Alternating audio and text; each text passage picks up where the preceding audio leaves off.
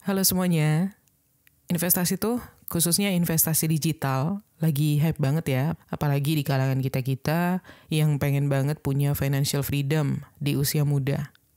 Tapi serius deh, nggak semua jalan investasi itu mulus. Ada aja yang bikin kesal kalau kita nggak hati-hati. Nah, di video kali ini kita bakal ngobrolin sederet hal yang wajib banget dihindari supaya nggak nyesel di belakang. Jangan sampai cuman gara-gara salah langkah, tujuan keuangan kalian malah berantakan. Yuk kita bahas satu persatu. Hal pertama yang wajib dihindari yaitu terlambat mulai. Jangan sampai ya kalian jadi generasi penunda dengan dalih masih muda, masih banyak waktu buat nabung dan investasi. Karena faktanya, waktu adalah senjata utama dalam investasi. Karena yang namanya efek compounding itu bakal maksimal kalau dimulai lebih awal. Nah, kenapa sih ini penting? Coba deh bayangin kalian mulai investasi di umur 20 tahun dengan nyisihin 500.000 per bulan gitu misalnya. Terus uang itu kalian investasikan di instrumen dengan potensi imbal hasil 10% per tahun, misalnya. Setelah 30 tahun, duit kalian itu bisa tumbuh jadi ratusan juta, bahkan miliaran rupiah. Kalau kalian baru mulai di usia 30, hasilnya bakal jauh lebih kecil. Bahkan kalau kalian itu invest lebih banyak, lebih dari 500.000. Nah, caranya supaya nggak nunda-nunda, coba mulai dari kecil, dari nominal yang kecil dulu. Misalnya 100.000 sebulan. Sekarang kan udah banyak tuh platform investasi yang bikin kita gampang untuk mulai investasi dengan nominal yang kecil. Selain itu, gunakan prinsip gak perlu nunggu ngerti semuanya. Sambil jalan kalian bisa belajar lebih banyak lagi. Dan juga bikin target jangka panjang kayak misalnya pensiun dini atau pensiun yang nyaman atau punya rumah di usia 35 misalnya gitu. Ini bisa memotivasi kalian untuk nggak menunda-nunda. Next, hal kedua, nggak rutin. Investasi itu bukan sekali jalan terus selesai ya. Kalau cuman investasi sekali atau 2 kali doang, hasilnya nggak bakal maksimal. Prinsipnya investasi itu kayak lari maraton, bukan sprint. Kita butuh konsistensi, bukan kecepatan awal doang. Kenapa harus rutin? Karena dengan investasi rutin, kita bisa manfaatin teknik dollar cost averaging. Artinya, kita nggak perlu tuh yang namanya pusing mikirin kapan waktu terbaik untuk investasi, karena kita udah masuk secara berkala. Pas harga lagi turun, kita beli lebih banyak. Pas harga lagi naik, kita tetap konsisten. Ini bikin risiko investasi lebih stabil. Nah, gimana caranya biar investasi bisa jadi kebiasaan atau konsisten? Yang pertama, gunakan fitur auto debit dari rekening kalian ke akun investasi. Jadi, begitu gajian, duit kalian otomatis bagian langsung masuk ke portofolio kalian. Atau bisa juga pisahkan rekening khusus investasi, supaya nggak tercampur sama uang kebutuhan atau tabungan harian. Dan jangan lupa untuk tetap disiplin, meskipun nominalnya kecil. Konsistensi itu jauh lebih penting daripada jumlah yang besar tapi nggak rutin. Next, hal yang ketiga, investasi pakai uang kebutuhan. Ini kesalahan yang sering banget terjadi. Investasi pakai uang buat bayar makan, bayar kosan, atau bahkan cicilan. Hasilnya, begitu ada kebutuhan mendadak, kalian malah panik dan narik investasi di waktu yang salah. Terus rugi deh. Risiko besar kalau pakai uang untuk kebutuhan buat investasi, yang pertama itu kalau misalkan ada kebutuhan mendadak, kalian nggak punya cadangan dana, dan akhirnya harus jual investasi di saat nilainya lagi turun misalnya. Dan juga kalian bisa jadi stres gara-gara uang yang harusnya bikin kalian aman, malah bikin hidup kalian semakin ribet. Jadi, cara supaya nggak pakai uang kebutuhan, yang pertama, selalu prioritaskan bikin dana darurat dulu sebelum mulai investasi. Idealnya, dana ini cukup untuk kebutuhan hidup selama 3-6 bulan ya. Selain itu, alokasikan keuangan pakai rumus misalnya 50-30-20. 50% buat kebutuhan, 30% buat keinginan, dan 20% untuk tabungan atau investasi. Jadi, uang investasi kalian nggak akan keganggu tuh sama kebutuhan pokok. Dan jangan investasi kalau uang kalian cuma cukup buat hidup sebulan. Tunggu sampai keuangan kalian lebih stabil dulu. Next, hal keempat, investasi pakai uang pinjaman atau utang. Investasi pakai utang tuh kayak lagi lari di treadmill sambil bawa beban 50 kg, bukannya untung malah ngos-ngosan sendiri. Banyak orang yang nekat ngambil pinjaman buat investasi karena ngincar cuan cepat, tapi lupa kalau utang itu ada bunganya atau cicilannya. Kenapa ini bahaya? Yang pertama, tekanan mental ya. Bayangin kalian harus bayar cicilan setiap bulan, sementara investasi kalian itu belum tentu cuan. Kalau nilainya malah turun, gimana? Kalian bakal double stres kan? Utang nambah, investasi juga rugi. Terus yang kedua, risikonya besar. Utang itu ada biaya yang harus kalian tanggung. Kalau misalnya amit-amit investasi kalian gagal, kalian masih tetap harus bayar utangnya. Udah banyak kasus di mana orang pinjem duit buat investasi di skema investasi yang abal-abal, kayak penipuan berkedok trading atau kripto gitu ya. Ujung-ujungnya duitnya habis, utang malah numpuk. Nah, solusinya gimana nih? Yang pertama, mulai investasi dari dana yang benar-benar nganggur, alias bukan hasil utang atau kebutuhan pokok kalian. Dan selain itu, ingat bahwa investasi itu maraton, bukan sprint. Mulai kecil-kecil nggak masalah asal konsisten. Dan juga kalau belum punya cukup modal, fokus bangun tabungan dulu aja. Setelah itu baru mikirin soal investasi. Next, hal kelima, nggak paham apa yang diinvestasikan. Asal nyemplung karena ikut-ikutan tren, itu kesalahan fatal ya. Misalnya nih, ada teman kalian yang bilang, investasi ini lagi cuan banget nih. Terus kalian langsung ikutan. Padahal belum tahu persis itu instrumen apa. Hasilnya, kalau investasinya turun, kalian nggak tahu harus ngapain dan malah jadi panik. Nah, kenapa ini penting? Karena kalau kalian mengerti produknya, produk investasinya, kalian bakal tahu tuh risiko dan potensi keuntungannya. Misalnya, saham fluktuatif untuk jangka pendek, tapi punya potensi hasil besar kalau jangka panjang. Dan selain itu, kalau banyak penawaran investasi bodong yang kelihatan mencurigakan tapi ujungnya scam, kalian bisa menghindari hal itu. Kalau kalian paham soal produk investasinya, kalian pasti bisa bedain mana yang asli dan mana yang palsu. Nah, sekarang gimana caranya belajar? Pertama, manfaatin teknologi. Ada banyak platform edukasi yang gratis, kayak YouTube, aplikasi finansial, atau podcast ya. Terus juga jangan lupa untuk coba dulu yang sederhana. Mulai dari instrumen investasi yang risikonya kecil dan lebih mudah dipahami, misalnya reksadana pasar uang. Dan juga baca atau diskusi. Gabung sama komunitas investasi supaya kalian bisa tukar pikiran sama yang lebih berpengalaman. Next, hal keenam, FOMO, Fear of Missing Out. Investasi ini lagi viral banget nih, cuannya gede loh. Kalau dengar kalimat kayak gini, sering banget kita tuh terburu-buru ikut-ikutan karena takut ketinggalan tren. Padahal keputusan yang didasari sama FOMO itu sering banget jadi blunder. Kenapa FOMO itu bahaya? Karena yang pertama, ini keputusan impulsif. FOMO itu bikin kita mengambil keputusan tanpa riset dulu. Ujung-ujungnya malah salah pilih produk atau waktu investasi. Dan bahaya yang kedua, risikonya tinggi ya. Banyak tren investasi viral yang ternyata cuman hype sesaat.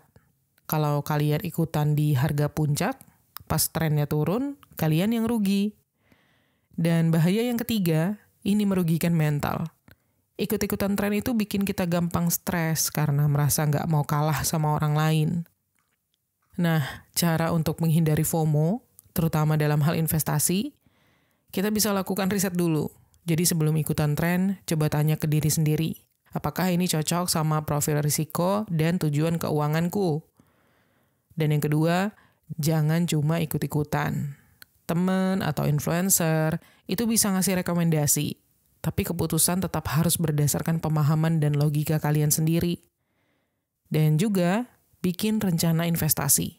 Kalau kalian sudah punya rencana yang jelas, kalian gak akan gampang goyah hanya karena tren sesaat. Next, hal ketujuh, lupa diversifikasi.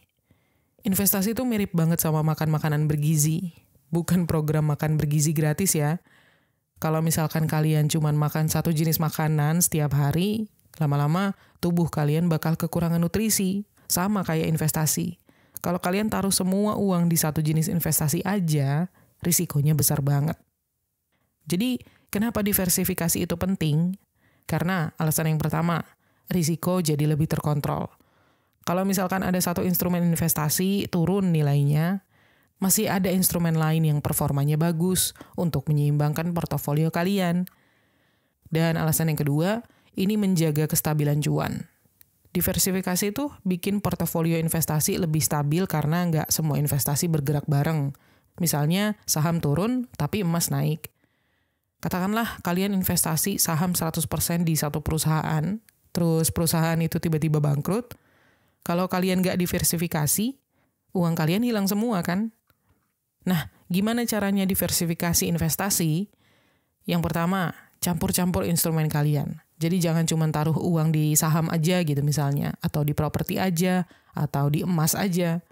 Kombinasikan antara saham, reksadana, emas, atau bahkan properti semuanya.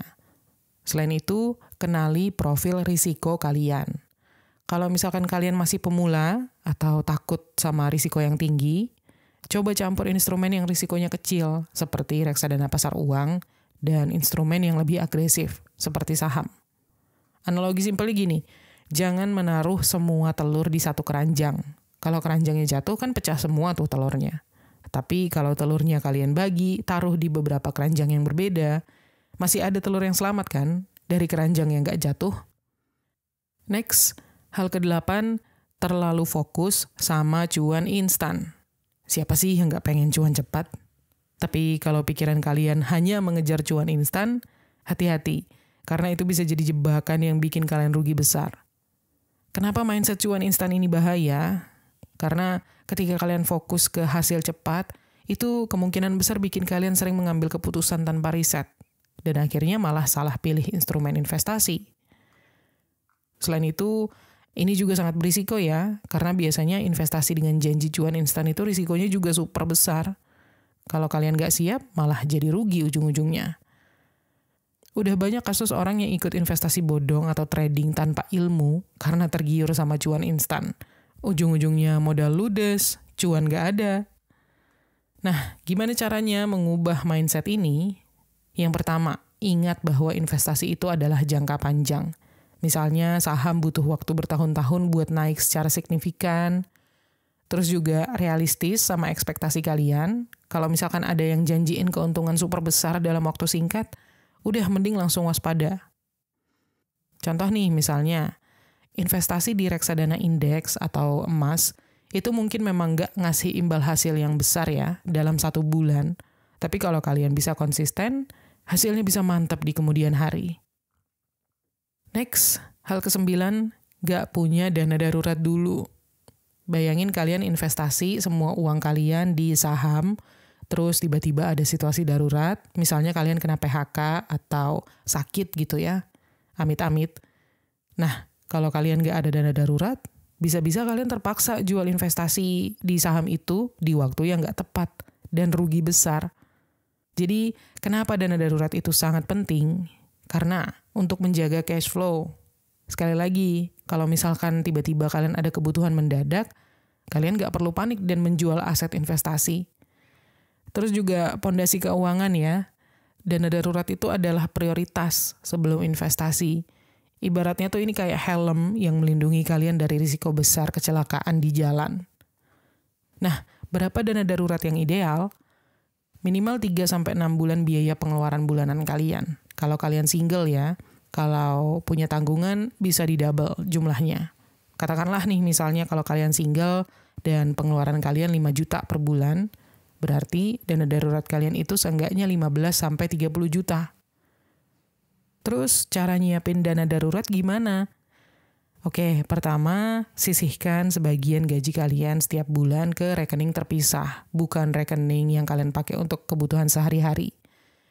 Di samping itu, coba gunakan instrumen yang rendah risiko untuk menyimpan dana darurat kalian, seperti misalnya rekening tabungan atau reksadana pasar uang. Next, hal ke-10, malas belajar atau update info. Investasi itu bukan cuma soal kita taruh uang terus tunggu hasilnya. Kalau misalkan kalian malas belajar atau update info, kemungkinan besar kalian malah bakal salah langkah dan nyesel nantinya. Karena dunia investasi itu sangat dinamis ya. Apa yang cuan banget hari ini, bisa jadi rugi besar besok. Jadi kenapa penting untuk belajar dan update info? Karena biar nggak gaptek ya tentunya. Kalau misalkan kalian nggak ngerti dasar-dasar investasi, kalian rawan kena tipu. Contohnya ada yang bilang investasi ini pasti untung, padahal risikonya gede banget. Kalau misalkan kalian nggak paham, bisa jadi kalian percaya dan terjebak, dan ujung-ujungnya rugi. Dan juga dunia investasi itu selalu berubah, mulai dari kebijakan suku bunga, inflasi, ataupun tren pasar yang memengaruhi hasil investasi kalian. Kalau kalian nggak tahu, bisa-bisa salah ambil keputusan. Contoh misalnya, kalau kalian investasi di perusahaan yang lagi hype, lagi bagus, tapi kalian nggak tahu kalau laporan keuangan perusahaan itu lagi jeblok. Akhirnya malah rugi besar. Nah, gimana caranya belajar dan update info? Bisa dengan ikut kelas investasi online, atau baca artikel edukasi finansial, terus juga pantengin berita ekonomi, atau follow akun yang sering bahas investasi, dan bisa juga diskusi sama orang yang lebih paham soal investasi, tapi tetap kritis dan cek info lebih lanjut. Next, hal ke-11, nggak punya tujuan investasi yang jelas. Investasi itu kayak kita lagi naik kendaraan. Kalau nggak tahu mau kemana, bisa jadi kita bakal muter-muter tanpa arah, atau sampai di tempat tujuan yang nggak jelas. Hasilnya, buang-buang waktu, energi, dan uang. Jadi, tujuan investasi itu penting supaya jelas ya targetnya. Dengan tujuan yang jelas, kita tahu instrumen apa yang cocok. Misalnya, kalau buat beli rumah 10 tahun lagi, 10 tahun dari sekarang, pilihannya beda sama kalau kalian nabung buat liburan akhir tahun. Terus juga tujuan yang jelas ini penting untuk membantu kedisiplinan. Tujuan akan membuat kita lebih semangat dan konsisten dalam berinvestasi. Karena kita tahu investasi itu buat sesuatu yang penting, kita jadi nggak bakal gampang tergoda untuk tarik uangnya duluan sebelum waktunya. Orang yang investasi tanpa tujuan yang jelas itu seringkali menarik uangnya sebelum waktunya. Terus akhirnya malah nggak dapat hasil yang maksimal. Nah, gimana caranya bikin tujuan investasi? Yang pertama, tentukan dulu prioritas. Apa sih yang penting buat kalian? Misalnya mau beli rumah, atau menikah, atau pensiun, punya hari tua yang nyaman. Setelah itu, tentukan waktu. Kalian mau itu tercapai dalam waktu 5 tahun, atau 10 tahun, atau lebih, atau kapan persisnya. Dan terakhir, hitung kebutuhan kalian. Berapa uang yang kalian butuhkan, dan berapa yang harus kalian sisihkan setiap bulan. Next, hal ke-12, tergoda sama janji return tinggi tanpa risiko. Investasi ini untung gede, udah aman kok. Kalau kalian sering dengar kalimat kayak gini, langsung deh waspada. Janji return tinggi tanpa risiko itu hampir selalu tanda-tanda penipuan. Kenapa janji return tinggi itu harus dicurigai? Alasan yang pertama, risikonya selalu ada. Semua investasi itu punya risiko, cuman beda tingkatannya. Kalau ada yang bilang nggak ada risiko sama sekali, biasanya itu scam. Dan alasan yang kedua adalah modus investasi bodong ya. Banyak orang yang tergoda karena janji cuan besar, tapi nggak ngecek legalitas platformnya misalnya. Akhirnya uangnya hilang semua. Contoh nih misalnya, ada investasi yang menawarkan return 50% dalam waktu 1 bulan. Awalnya dikasih untung kecil buat pancingan, tapi lama-lama uangnya dibawa kabur. Nah, sekarang gimana caranya menghindari jebakan seperti ini? Pertama-tama, cek dulu legalitasnya. Pastikan bahwa platform atau produk investasi itu terdaftar di OJK, Otoritas Jasa Keuangan. Lalu, bandingkan return. Kalau return yang ditawarkan itu jauh di atas rata-rata, kalian harus curiga, harus skeptis. Next, hal yang ke-13, gak sabar atau mudah panik. Investasi itu kayak kita menanam pohon, butuh waktu, perawatan, dan kesabaran. Kalau kalian tipe yang gampang panik gara-gara harga investasi turun sedikit, bisa-bisa kalian malah rugi besar. Jadi, kenapa nggak boleh gampang panik? Karena fluktuasi itu normal. Value investasi, apalagi saham atau reksadana, itu pasti naik turun. Kalau baru turun sedikit, terus kalian langsung jual, kalian nggak ngasih waktu untuk investasi itu balik naik. Dan gampang panik itu bikin kalian rugi sendiri. Banyak yang jual buru-buru pas harga turun, beberapa minggu kemudian ternyata malah naik lagi. Jadinya nyesal sendiri. Bayangin misalnya kalian investasi di saham yang harganya turun 10% dalam 1 bulan. Kalau kalian panik dan jual, kalian kehilangan uang itu. Tapi kalau kalian bisa sabar, dalam 1 tahun bisa jadi malah naik 20%. Nah, tips supaya nggak gampang panik, fokus jangka panjang. Jangan cuma lihat pergerakan harga harian aja, pikirkan juga tujuan investasi kalian itu apa. Dan diversifikasi ya. Kalau investasi kalian tersebar di beberapa aset, risiko kerugian kalian jadi lebih terkontrol. Dan ingat-ingat lagi kenapa kalian mulai investasi. Kalau investasi untuk tujuan yang penting, misalnya pensiun atau beli rumah, kalian bakal lebih tenang menunggu hasilnya. Nggak ada tuh yang namanya nggak sabaran atau gampang panik. Next, hal yang ke-14, mengabaikan biaya-biaya investasi. Kadang kita terlalu fokus ke imbal hasil sampai lupa ngitung biaya-biaya yang harus dibayar. Padahal biaya kecil-kecil itu bisa mengurangi hasil investasi kita dalam jumlah yang lumayan besar kalau diakumulasi. Nah, biaya apa aja nih yang perlu diperhatikan ketika berinvestasi? Yang pertama itu ada fee transaksi. Contohnya biaya beli dan jual saham di aplikasi. Kalau kalian terlalu sering trading, biaya ini bisa bikin hasil investasi kalian kecil. Terus juga fee pengelolaan. Ini biasanya ada di produk seperti reksadana. Ini tuh biaya untuk manajer investasi yang mengatur uang kalian. Dan juga biaya tersembunyi. Misalnya biaya penalti kalau kalian cairkan investasi sebelum waktu yang disarankan gitu ya. Nah, kenapa sih penting menghitung biaya ini? Sekali lagi, ini mengurangi hasil investasi. Kalau misalkan imbal hasilnya 10%, tapi biayanya 3%, berarti sebenarnya kalian cuma dapat 7% dong. Jadi kalau misalkan kalian investasi di produk dengan imbal hasil yang tinggi, tapi biayanya juga tinggi banget, ujung-ujungnya hasilnya biasa aja. Nah, biar nggak kecolongan biaya, jangan lupa sebelum berinvestasi, bandingin produk dulu. Pilih produk dengan fee yang masuk akal tapi tetap punya potensi cuan. Selain itu, baca aturan mainnya. Jangan males baca syarat dan ketentuan yang panjang lebar itu. Di situ biasanya dijelasin semua biaya. Dan kurangi trading secara berlebihan. Fokus ke strategi jangka panjang aja daripada sering jual beli aset. Next, hal yang ke-15, kebanyakan mikir tapi nggak mulai-mulai. Banyak dari kita yang kebanyakan mikir, mau mulai investasi atau enggak, sampai akhirnya waktu terbuang percuma. Padahal, semakin cepat kita mulai, maka semakin besar hasil yang bisa kita nikmati di kemudian hari.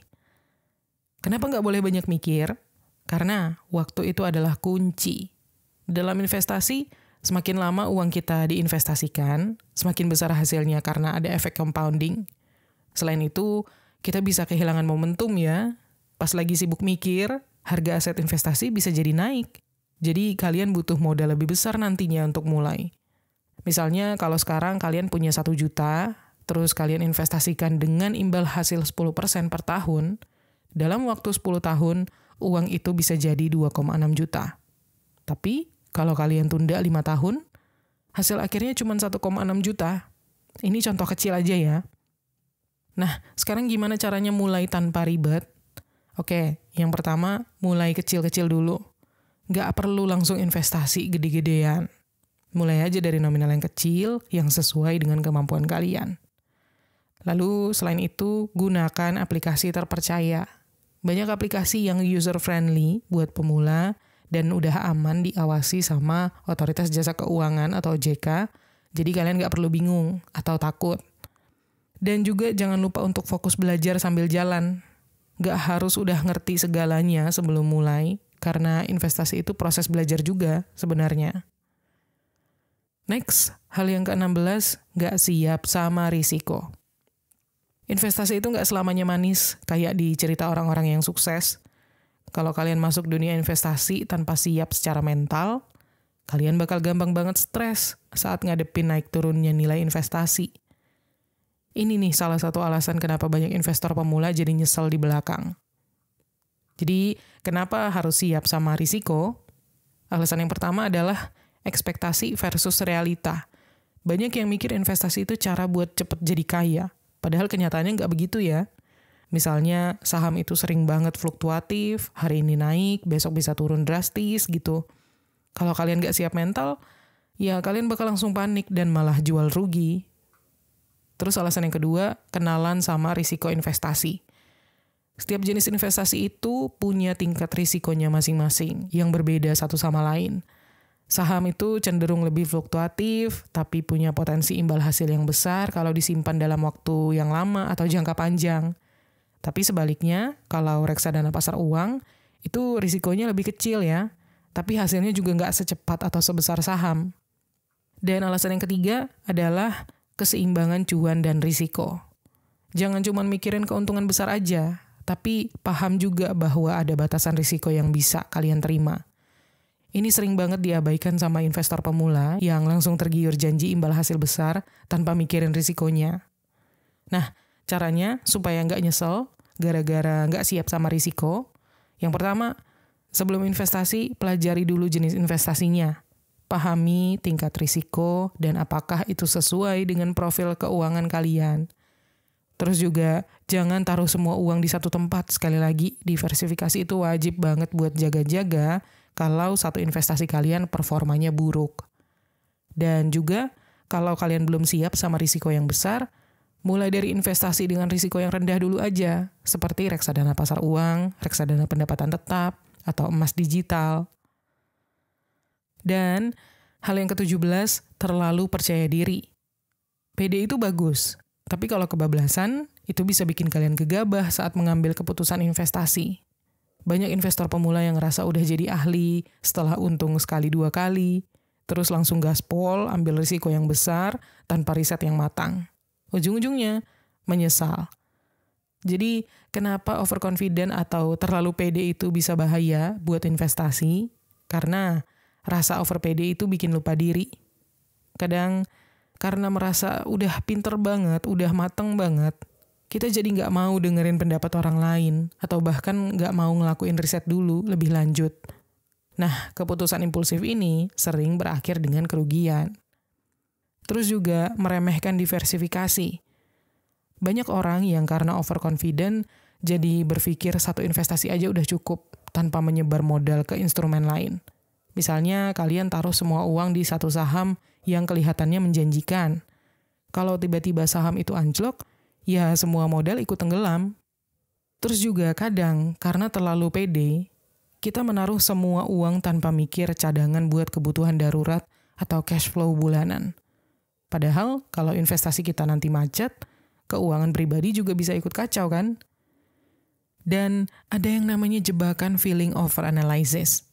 Orang yang overconfident itu seringkali terlalu mengandalkan insting dibanding data atau analisis. Padahal investasi itu butuh riset dan strategi, bukan cuma perasaan aja. Nah, cara untuk tetap realistis ketika berinvestasi, yang pertama, jangan menganggap bahwa untung sekali dua kali itu artinya kalian udah expert. Pasar bisa berubah, jadi selalu update pengetahuan kalian soal investasi. Terus yang kedua, diversifikasi itu kunci. Sebar modal kalian ke beberapa instrumen untuk mengurangi risiko kerugian. Terus yang ketiga, selalu sisakan dana cadangan. Jangan taruh semua uang di investasi, supaya nanti kalian nggak panik kalau misalkan ada kebutuhan mendadak. Dan minta second opinion, terutama kalau kalian mulai ngerasa terlalu yakin sama keputusan yang kalian ambil. Kadang masukan dari orang lain tuh bisa ngasih perspektif baru. Jadi, dengan mindset yang lebih hati-hati dan strategi yang tepat, kalian bakal bisa terhindar dari jebakan overconfident yang bikin menyesal di belakang. Nah, itu tadi ya, sederet kesalahan yang sering banget dilakukan oleh banyak orang ketika berinvestasi. Kalau kalian pengen berinvestasi secara aman dan gak berujung penyesalan, jangan lupa untuk selalu riset, kenali profil risiko kalian, dan gak usah terburu-buru. Oh iya, kalau kalian punya pengalaman investasi, baik yang manis atau yang pahit, boleh banget share di kolom komentar ya. Siapa tahu bisa jadi pelajaran buat kita semua. Oke, segitu dulu video kali ini. Terima kasih udah nonton, dan sampai ketemu di tips menuju kekayaan berikutnya.